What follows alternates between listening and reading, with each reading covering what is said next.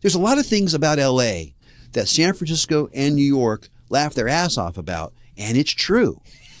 Okay? It's not a lie. I mean, I'm back here now, and I'm unhappy in some ways because that shit hasn't gone away. Now, that didn't exist as much in the 60s, I'll tell you that much, because of all the research I'm finding out. It's like, man, that started to kind of happen like probably in the 80s. Hello and welcome to Here in LA. This is the second to last stop in our trip around Hollywood. Our final episode next week will be a follow-up with one of our previous guests. You won't want to miss that. But it's good that you're here today because we have Domenic Priore, an expert on Hollywood's Sunset Strip in the 60s. You might say, hey, Tony, Mr. Smart Guy, the Sunset Strip isn't Hollywood, it's West Hollywood. West Hollywood's its own city. And I'd say, why are you trying to make me look bad? How have I hurt you? The Sunset Strip in the 60s predates West Hollywood, which wasn't even a city yet. And while it may not be the Hollywood for those with a fine-tooth comb, it's Hollywood to me. Domenic and I also talk about Melrose in the 70s, the Beach Boys, who he has written books about, and so much more. So get in your little deuce coupe and enjoy our time with Domenic Priore. Domenic. Yes, sir. Is that Italian? Domenico is how you say it, really. Domenico. But the O, my grandfather, when he came in to Ellis Island, they took the O off his name. So he was Domenic, and so was my other grandfather. They were both Domenic, so therefore I am Domenic, yeah. How did you guys get out to L.A.? Well, my grandfather knew a guy out here who'd been here since the 20s, another guy from this small town in Sicily called Naro. And, that guy had been here since the 20s, and that seemed like ancient for any Italians being out here. But there were some. And in the early 50s, they came and visited him, and they thought, this is good. I like it. So my grandfather made the decision to, not only move from Italy, but to move from New York to California. My mom and our family followed. Well, you seem to have adapted very well. I mean, I grew up in Chicago, where obviously the Italians have thrived for a long time. Why do you think the Italians haven't in L.A.? I can tell you a little bit. I mean, in the 1920s, when my grandfather's friend was around, most of the Italian neighborhood was over there by Felipe's on Alameda. There's still a church there that is an Italian-oriented, there's an Italian club, an Italian church there. But that neighborhood is completely dissipated. A lot of the people came to the San Gabriel Valley where I grew up. And some of the best Italian restaurants in the LA area, personally, I think the best are De Pila's in Rosemead and Petrillo's in San Gabriel and Vittorio's in Alhambra. So, yeah, I mean, we still have kind of a neighborhood in San Gabriel Valley. There's a bit of us there, but it's not like a part of the city that anybody even knows about, and it's certainly not like only Italians there, especially now because it's a lot of Asians in that area, and there's always been Mexicans in that neighborhood. So we gravitated from that little area downtown near Felipe's towards the San Gabriel Valley, but it wasn't as a cluster, and there was never really a neighborhood, so to speak. You have written 10 books about various Californian things that now we consider vintage. Is it weird for you that these things are considered vintage? Well, I was so small when a lot of this stuff was going on, or I didn't even exist when a lot of the stuff I cover is going on. So for me, it's more a fascination with the culture expanding of L.A., like L.A. was, the way my mom has put it is like New York was a big city that acted like a big city. But L.A.'s politicians and everything, as far as she was concerned, was L.A. Here's my mom's quote is, L.A. is a big city that still thinks it's a small town. And that's why a lot of stuff was, slowly growing here. But ultimately, in the 60s especially, it expanded massively, all the creation of the modern era, that happened in the 50s just, landed onto, it was a good time for us in the 60s here. Let's put it that way.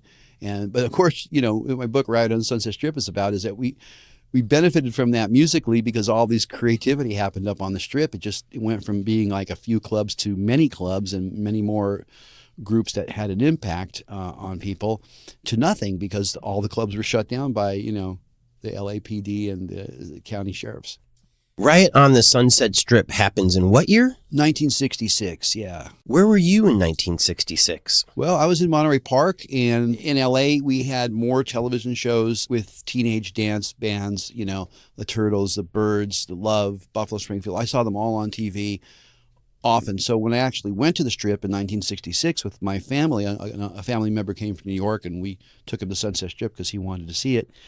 We were caught in that traffic, and I got to see this Strip. Got to see all those nightclubs. I got to see all those teenagers clogging the street. It was really exciting, and it's like, wow, when I grow up, I'm going to go there. And, of course, they shut it down at the end of 66. And so by the time I was like 14, I took the bus up there, and I go, where did it all go? And that's what really fascinated to me is like, wait, we had all this stuff, and then we don't, and it was fantastic. Where did it go? What happened? What happened to this great thing that we had, And so I've always been kind of looking for the answers to why did it go away? And then what became more important was why was it so great in the first place, and why did it happen here? And there were a lot of chemical reasons it did. West Hollywood wasn't a city then. It was unincorporated. Did that lend to entrepreneurs? Like, if I'm going to build a club, is it easier for me to do it on the west side on Sunset than in Hollywood proper? Yeah, at that time, for sure. And that goes all the way back to the 20s, because the first nightclub that was really built on the Sunset Strip was a place called La Boheme, and they had an illegal hooch cellar during Prohibition. So people were able to drink on the Strip, and so LA was a little bit provincial, let's put it that way, in the old days. And so this unincorporated area on the Strip, they had 2 gambling joints. And the guys who ran them were run out of town, and they went to Las Vegas and built Las Vegas. So you see, this unincorporated part of town was important, and that freewheeling feeling still lasted into the 50s and the 60s. It just, as the generations changed, it went from Hollywood glamour movie star era to beatnik era, kind of modern jazz, Miles Davis kind of era. And folk music became popular in the 50s, and that was all up on the Strip. And then in the early 60s, the go-go, the dancing thing started to happen. The Peppermint Lounge in New York City brought the twist craze national, and we had some twist clubs here, and eventually the Byrds played at one of the twist clubs, and they changed everything. And after the Byrds, it was the Doors, Frank Zappa, Buffalo Springfield, Love, you name it, just a lot more experimental type music, and that's what I cover in the Ride on the Sunset Strip book. When you mention those bands to me, the first place I think of is the Whiskey. Was it really a go-go joint in the beginning? Yeah, it started in 1964 as strictly a place for people to go dance, and the house band Johnny Rivers made a live album there, and it was a hit album, so it got a lot of notoriety. And the go-go dancers were also really novel. They were almost like a throwback to the 20s, if you think about it. The flapper kind of thing. The girls in the cages and looked like they were wearing sort of a flapper dress. This girl, Joni Labine, designed a flapper dress for the go-go girls, and they all wore that, and that was copied by television. So when you saw on variety shows or teen dance shows go-go dancing, it was all based on the go-go dancers as the Whiskey Go-Go circa 64. But the interesting thing about Whiskey Go-Go's, they didn't really have that fantastic of bands until 1966. It was just kind of like a house band, go there and dance kind of thing. But when the Byrds broke at a place called Ciro's in 1965, the whole Strip changed. And everybody started opening up brand new clubs that were a little bit more pop art and psychedelic, so to speak. Okay, we're talking 66. What other clubs were there? Ciro's, the Whiskey, what else? Well, the ones that opened new on the Strip were like It's Boss, which Ciro's was an old 40s nightclub, and it completely had a turnaround in 65. Right after the Byrds broke there, like, we're going to make a brand new club, and it's going to be called It's Boss, and it's going to have pop art on the walls and so on and so forth, and all the top hit acts of the 60s played there. There was another joint down Sunset Boulevard in the old Hollywood called the Hullabaloo, which was a similar thing. It was an old club called the Earl Carroll Theater or the Moulin Rouge earlier, and it became this, pop psychedelic club that the Yardbirds played at. And then the Whiskey A Go-Go got hip. They started booking cooler bands, and then they opened a club called the Trip, and the Trip had all the Motown groups playing there, and they also had the Velvet Underground with Nico and Andy Warhol. Right across from what you know now as Mel's, used to be Ben Frank's, directly across the street was the Playboy building on one and then the Trip on the other. 3 blocks from the Whiskey Go-Go. Like I always like to think that, okay, you could have gone to go see them at the Whiskey Go-Go with either the Buffalo Springfield, the Doors, or Captain Beefheart opening, and then walk down the street, and seen the Velvet Underground with Frank Zappa opening. I mean, that's what it was like. And you're not going to get anything like that anymore in any city. I mean, they're never going to be that much condensed cool. I can't imagine it. The only other thing like that historically is the old New Orleans of the, around the turn of the century and after into the 20s, and 52nd Street in New York during the late 30s to like about 1951.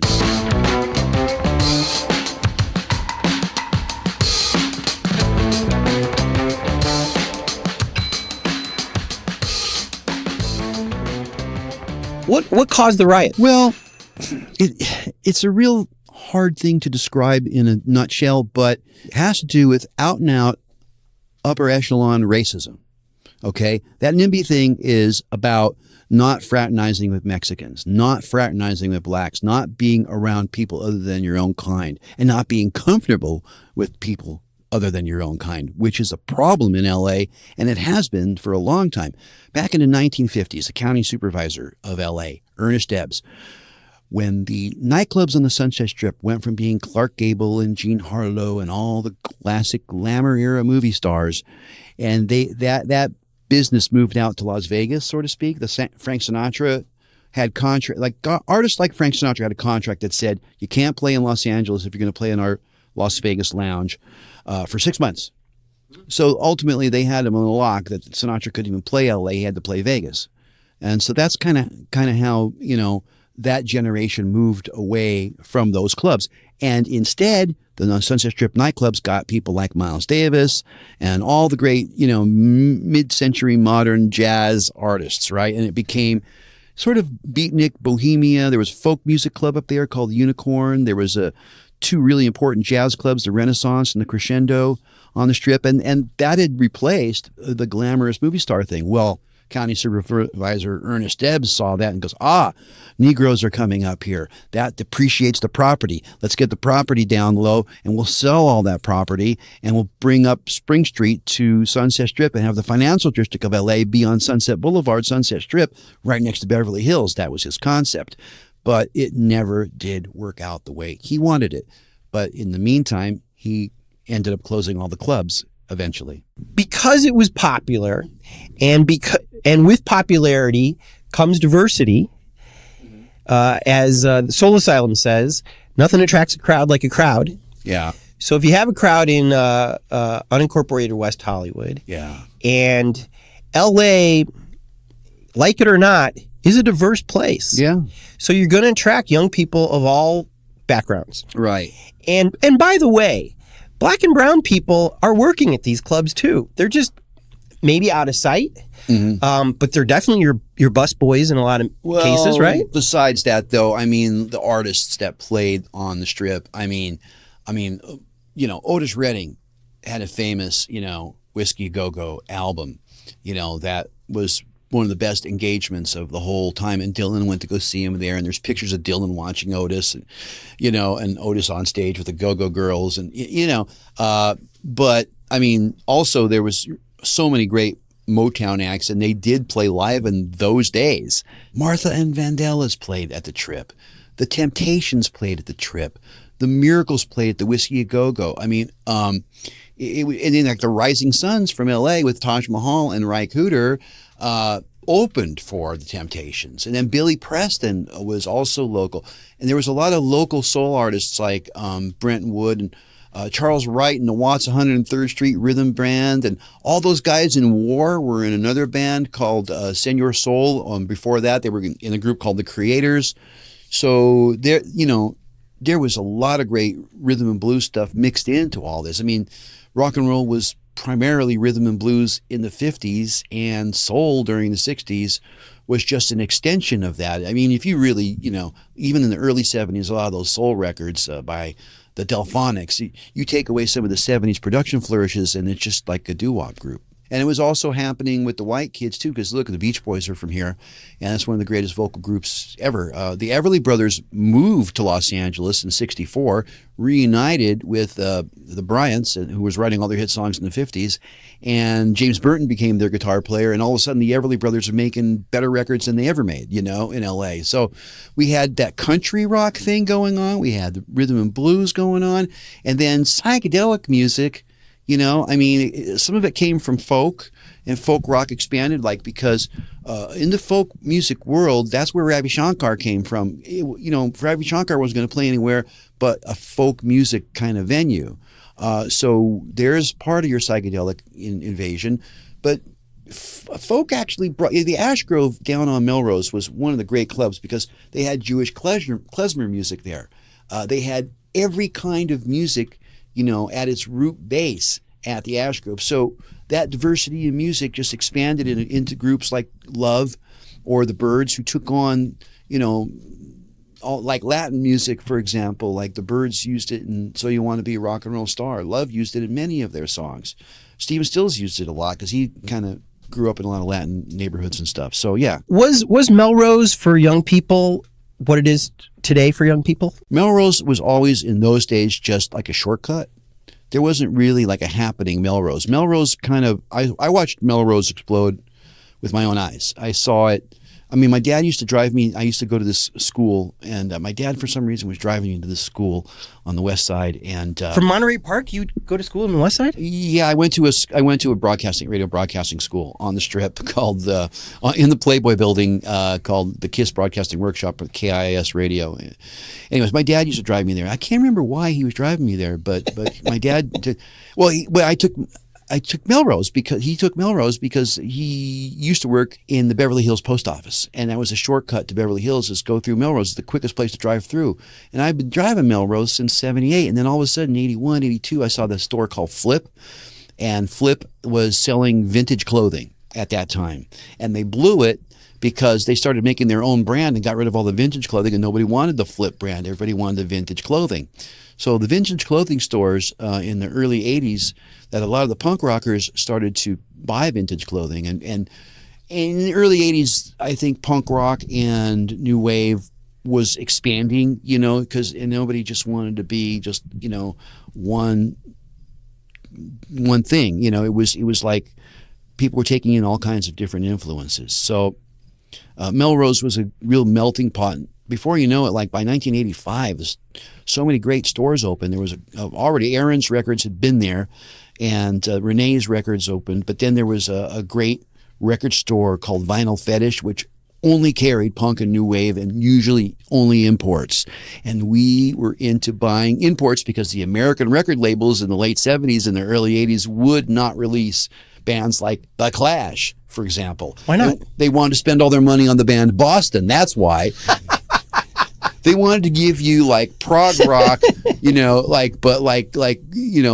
melted down to the most, safest fucking thing possible. So even with the proximity of Fairfax High, the 70s Melrose was not the commercial. Hollywood Blvd was the Melrose. In the 70s, like Hollywood Blvd was where all the psychedelic head shops were, and the grooviest like furnishing shops and stuff like that. There was a place called Wide World on Hollywood Blvd, and no one remembers this anymore except for like Pleasant Gam, But that was what Melrose was in the 80s, Hollywood Blvd was in the late 60s and early 70s. So all these storefronts that we see today that look a little rough around the edges. Yeah.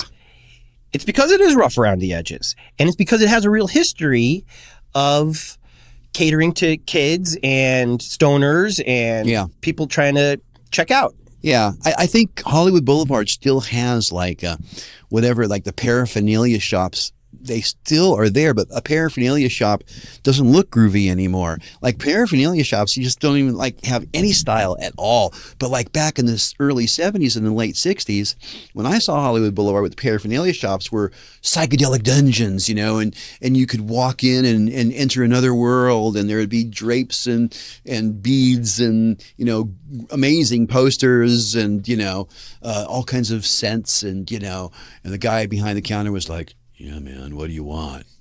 You know? And now it's like some uptight kid behind the things like, we all like marijuana. It's a business, man. It's a business. I'm defending my business. You know? So it was it was better in the old days. They need to make head shops a lot more like they used to be. I also heard that in the 70s, acid was free. Yeah, acid I never took. You've never taken acid? No, I wasn't into anything dangerous. But still you have appreciation for psychedelic music. Yeah. Well, I took mushrooms a little bit. They there you go. They were even too dangerous for me. Did you have some bad trips? Is that what happened? Yeah, I did. Yeah, they happens. can set you off in the wrong direction, and I didn't want to go in the wrong direction ever. Good for you. And I didn't want to get any permanent damage. I mean, I'm 61, and I'm still playing in a baseball league. Not only that, but your memory is sharp as a tack. Did you ever go to the Palladium as a young person? Well, when I was 20 and it was 1980, I went to go see the Ramones there. I saw the B-52s there when the original First album. Yeah, the first B-52s album and the first and second, you know, first two albums were out when the B-52s played the Palladium, and boy, that was something. And so I went to the Palladium. To me, the Palladium. I was talking to somebody about this the other day, who's a 5'4" young lady, and I said, I think the reason that Palladium shows are so good is because there's no real seats, and because the VIPs, the corporate West Side cool people that you were just talking about. Well, uncool people. Uncool people. They think they're cool. They sit up in that second level up there, away from the crowd. Yeah, so the people who don't want riffraff are away from the people who are having fun. The few seats that there are, let them go sit there. Yeah. Because it's not really good sight lines in the Palladium, especially if you're shorter. You have to really be into the band. Yeah. And you go there, and by the way, you have to go early enough to get close enough through the first band. I always did. To appreciate the band that you really want to go see. And before my time, and after this mid-'60s time, when Beefheart and those people were playing there, there was like the Rolling Stones Exile on Main Street tour was at the Hollywood Palladium. Really? Yeah, the Beach Boys live album from '74 was recorded at the Hollywood Palladium. That was actually, it's some of the biggest groups. They could have played anywhere. Right, but they played Hollywood Palladium.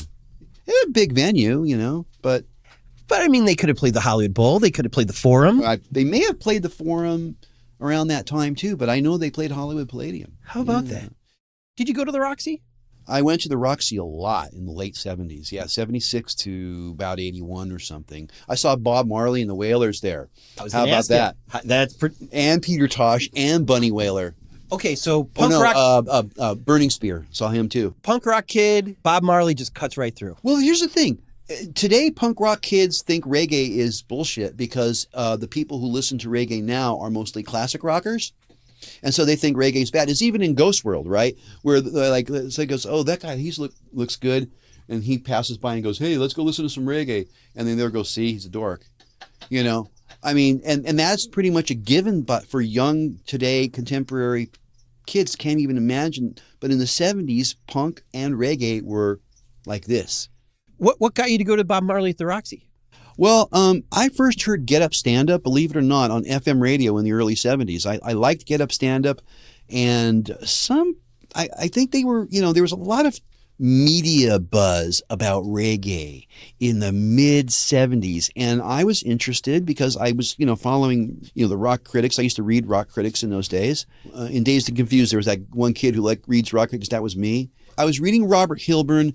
There were a lot of people that were writing about punk at the LA Times in the late 70s. Don Waller was writing about it. Christine McKenna used to write about punk, and there was several others at the LA Times. And then what happened was in the mid 80s, Barry Manilow did a concert at the Universal Amphitheater, and Hilburn wrote a scathing review of it. And there was all kinds of letters from Barry Manilow fans the next week. Why could you say this about Barry Manilow? He's popular, blah, blah, blah. What's wrong with you? And then all these punk rockers and regular rock and roll people who would hate Barry Manilow normally wrote in and said, you guys are crazy. And, we didn't have the internet then. So for about 1 year straight, the letters section in the calendar of the LA Times was Manilow versus all other rock and roll. And whether it was punk or hard rock, whatever, these people would write in, Barry Manilow is awful because, and they would back up Robert Hilburn's review, and then these people would, like Manilow fans, would go. And eventually what the LA Times did was they said, that's it, no more writing about punk rock. Hilburn, you're way off the base. And so eventually what ended up happening was Pat Goldstein was the only guy who would write about anything interesting, and he only had a little section called Pop Eye. And if you wanted to find out what was going on in the LA Times, you weren't going to, except for Pat Goldstein for quite a few years there. And then what happened in 1991, the year punk broke, right? The year of Nirvana, the year of the indie rock thing happening in the 90s beginning. A writer at the LA Times, who I will not mention, said to me when I called him up and I had a show going on with a bunch of indie artists, and it was like a massive bill with a bunch of great people, a bunch of indie artists. And he goes, well, we have an edict now at the Los Angeles Times that we can't cover any bands that are not on a major label. If that was true, or if Steve Hockman was telling me that, bottom line is they were so out of step with what was going on. And now, like, it seems like the Los Angeles Times doesn't even know this, but I think the LA Times really suffered because their music section was so bad. Like, after a while, like everybody would say, oh, the LA Times sucks now. Oh, the LA Times sucks now. And they would ignore the front page and all the good writers on the front page or the other sections because they hated the rock section so much. Isn't that interesting?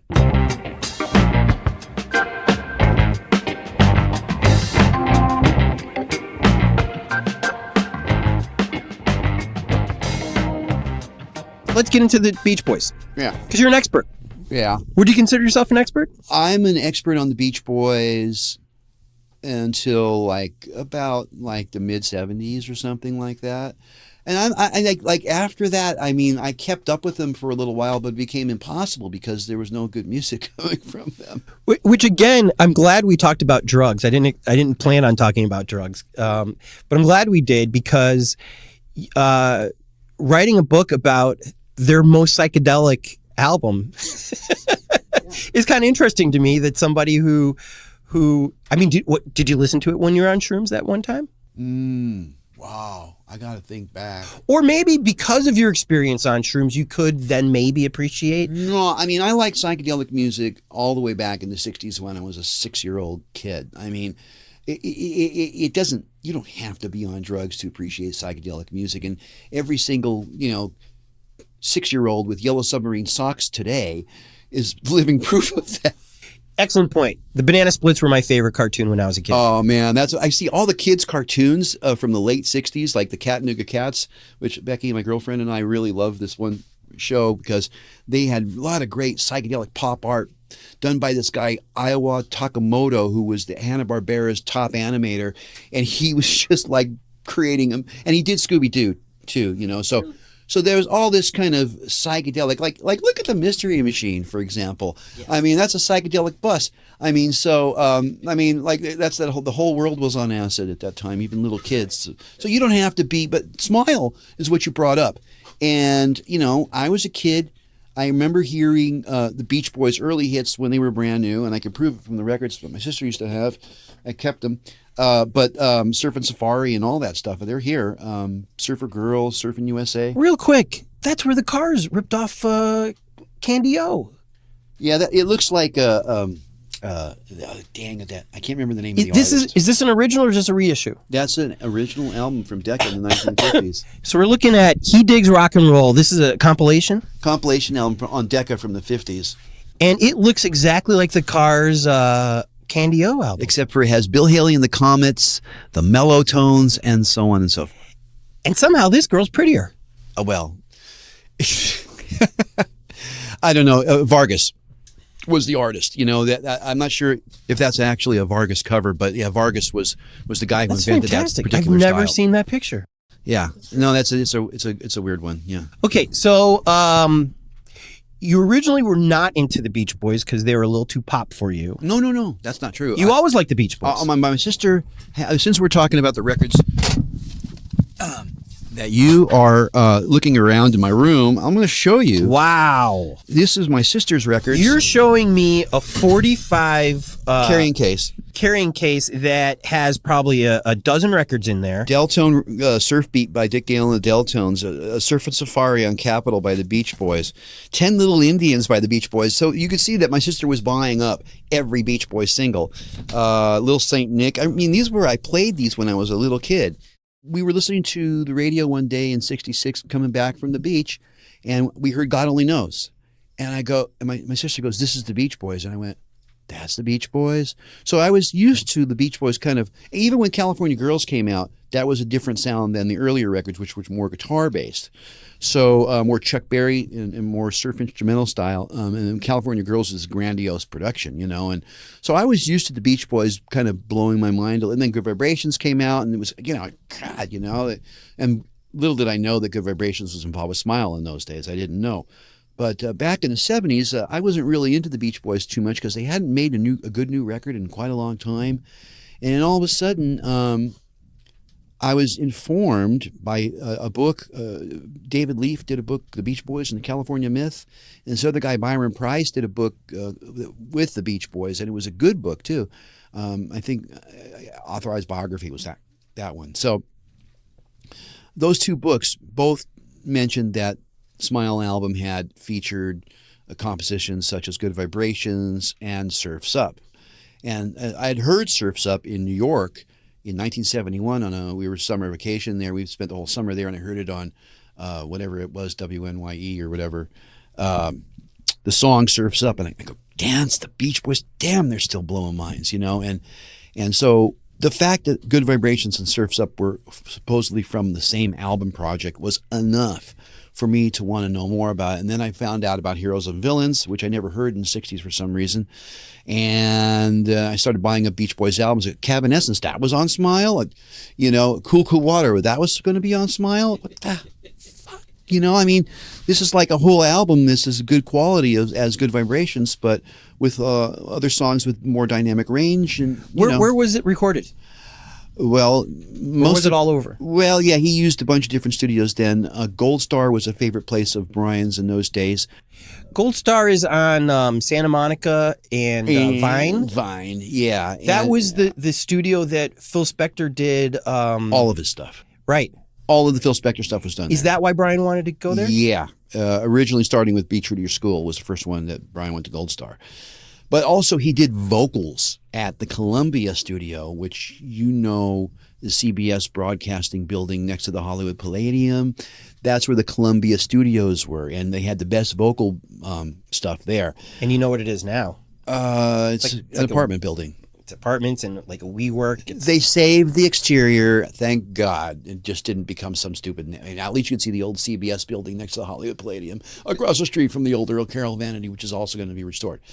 So yeah, so that's okay with you. Yeah, I'm fine. I'm fine. I years ago I thought somebody should call this a historic district, and what ended up happening was they couldn't keep the old CBS studios because nobody was going to ever have enough money to go in there and make a new production house. It was just you had to be CBS to have that kind of bread, and that was it. Which is ironic because now Netflix is buying up all these buildings, doing stuff in that same neighborhood. Well, let's see what happens. Who knows? But you never know when these companies come and go now. Like Netflix seems like they're the big hot shit now, but I've been through like this, and so many places have come and gone. So many big media entities have think, I'm the hot shit now, and they are for 10 years, and then, I don't know anybody who watches MTV, for example. So, what the hell? I mean, that area. We're talking about studios. Columbia Studios was the best vocal sound. So Brian went there for the vocals. He did Gold Star for a lot of backing tracks. Western Studios, which is also right there on Sunset, he used Western most. And there was another studio that he used all the time. Ocean Way? Ocean Way was what Western was, I think. I see. Okay. Yeah, Western. What about Sunset Sound, where they had that where Van Halen and I don't think I don't know. Brian wasn't. they would've- Brian used Sunset Sound more recently, but not in the '60s so much. And surprisingly, he didn't use RCA studios so much too. RCA, the Rolling Stones would fly 8,000 miles from England to cut all their new records at RCA in LA. Satisfaction was recorded there. The Last Time was recorded there. Painted Black was recorded there. The whole Aftermath album was recorded there. The production facilities for the studio that the Stones used to record at is across the street from like the Cinerama Dome and directly across the street from Amoeba Records, the old Amoeba Records. Oh, over there. Okay. Yeah, the original. Good weed store over there. Yeah. So now it's a professional school. But the building is still there. I mean, it's the same building. Yeah. So the Stones would fly to record in Hollywood. Yeah. By the way, I don't think he used Studio A in Capitol. Yeah, Brian didn't think it was good for rock and roll. Really? Yeah, he used Western instead. Are there any really good guitar solos on the Beach Boys records that are done by any of the Beach Boys? Yeah, Carl Wilson did. The record Surfing Safari, which I just showed you my sister's copy. I think that busts. I mean, I thought it busted out in those days. I mean, Surfing USA, you hear the song Surfing USA, Carl, it's got an organ solo and then a small, very short guitar solo, but he rips. I ask because when people educate you and tell you the Monkees didn't play all their instruments on records. Yeah. And we hear that Brian used the Wrecking Crew. Right. So when we're kids and we first hear this, we just assume that's who's playing. But then when we hear that these great talented studio musicians are involved, then we don't know, which is why I'm asking you. Well, yeah, how good was Carl? It's confusing. Carl Wilson was an important musician in the band, and I think outside of Brian, that Brian would reference Carl all the time. Like Carl was probably the most voice of reason, even in the early days, like he was 15 or something like that. But the Beach Boys' second album, Surfing USA, was the album that broke them nationally and made them into the most popular group in America. Half of the album is surf instrumentals that Carl Wilson played, and he played them pretty damn good. Interestingly enough, Miserlou, which isn't better than Dick Dale's version or anything, there are several versions of Miserlou better than the Beach Boys version. However, during the solo, the Dick Dale version has a trumpet in it. Carl plays the trumpet solo on guitar, and it's a really neat transference. So he was not like incapable of that stuff. Dennis Wilson, he was a cool drummer. Now, I'm going to give you one record that maybe a lot of people today would think was a Wrecking Crew thing, and that was Don't Worry Baby. Well, Dennis Wilson played drums on it. Carl played guitar. Al played. The Beach Boys played on Don't Worry Baby. So if he used the Wrecking Crew or if he didn't use the Wrecking Crew, Brian still got out of those guys something that powerful. You've written these books about Hollywood. You'll probably write more. What should people who are out-of-towners know about Hollywood before they come here? Well, it's like I'm talking about. Like if you really want cutting-edge music, you got to go east of Virgil, and or you can go to the Troubadour, and then Hollywood Boulevard itself. I wouldn't give up on it yet. I mean, the Egyptian, even though it was bought by Netflix, is going to show some good movies. You're probably going to get better cinema here than you're going to get anywhere else. I think that in the 70s, I remember we used to have a lot of great underground movie theaters. And today, what used to be called an underground movie theater is like the American Cinematheque or many others like the New Beverly. Quentin Tarantino owns it. And there are a lot of little film houses. The silent movie theater is in between acts at this point. They used to have, it was called the Silent Movie Theater, and then it was purchased by an entity that blew it. There was some sexual harassment, and now we're looking at like what's going to happen with that venue. But the bottom line is there are a lot of great places to go and see old movies, cinema, and even cutting edge films here that didn't exist in the 70s or late 70s, in the 80s and the 90s. It didn't quite exist, and then it started happening more. When I moved back from New York, it was the first thing I did. I started hitting all these places because they have a couple of places like Cinema Village, and and in New York, that have that kind of thing. But there's a lot more of it here. Are there any movies from the 70s or 80s or current movies that you're like, yeah, that's Hollywood. That was the Hollywood I grew up with, that I can identify, that seems authentic? Well, Quentin Tarantino's movie Once Upon a Time in Hollywood did an amazing job of not only getting a great message out there about Manson wasn't important, and it could have, if it happened just a little bit different, like this enigma of Manson wouldn't even exist, and that the right has used Manson to discredit the left for many, many, many years. And that's what that movie was really about. But also, Quentin just got the love of the old LA in that movie. Yeah, I thought that was fantastic. People weren't afraid of Manson? Oh, yeah, they were. I mean, Manson was in his gang, were feared. I mean, even in this house, my girlfriend, she always tells me to shut the one side door that you always tend to neglect, because if I don't, Manson. Really? To this day, you grew up in LA in the late 60s, and also with Richard Ramirez, the same thing happened. We had to really, it was the hottest summer for a long time, and everybody had to keep their windows closed. And he was on your side of town. I know. And he was swallowed up by the homies. They got him, and it was one of the coolest things I ever saw in my life. Those kids on that street, they were just like, "We got him, we got that," and we were talking in half Spanish, half English, and it was so great. Domenic, thank you so much. All right, man. This has been fantastic. Thank you. Wasn't that great? God bless Domenic, God bless rock and roll, and God bless our Patreons who keep this spiritual happenstance on the track and stance. Much love to those Patreons: Nancy, Allie, Sean, Matt, Sean, Emilio, Jamie, and Greg and Molly. Thank you so much for helping making this possible. Want to hear your name? Well, just go to our Patreon at patreon.com/HereInLA. Here in LA is produced by myself, Tony Pierce, and Mr. Universe 1947, Jordan Katz. Editing, mixing, and music supervision by Jordan Katz. Songs by Orgone and Jordan Katz. We put out these podcasts about twice a week on Mondays and Thursdays. You can go to our blog at hereinla.com for more details and photos and videos and, oh my God, so much more. Thank you so much, and mahalo.